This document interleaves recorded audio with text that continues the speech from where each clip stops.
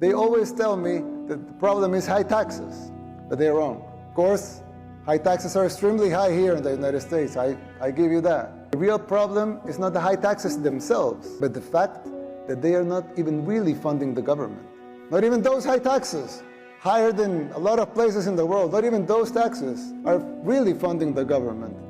So who's financing the government? Government is financed by treasury bonds. And who buys the treasury bonds? Mostly the Fed. And how does the Fed buy them?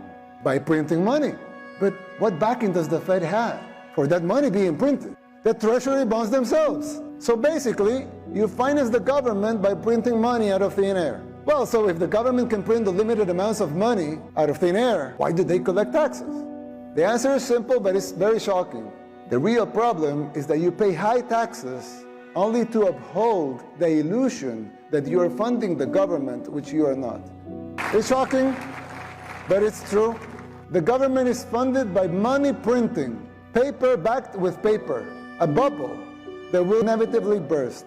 The situation is even worse than it seems, because if most Americans and the rest of the world were to become aware of this farce, confidence in your currency would be lost, the dollar would fall, and the Western civilization with it. If the next president of the United States doesn't make the necessary policies and structural changes, sooner or later that bubble will burst. There's still time. You don't have to make the same mistakes we did in the 60s and the 70s. You can still jump before the water boils. Winning the election isn't enough to solve these problems.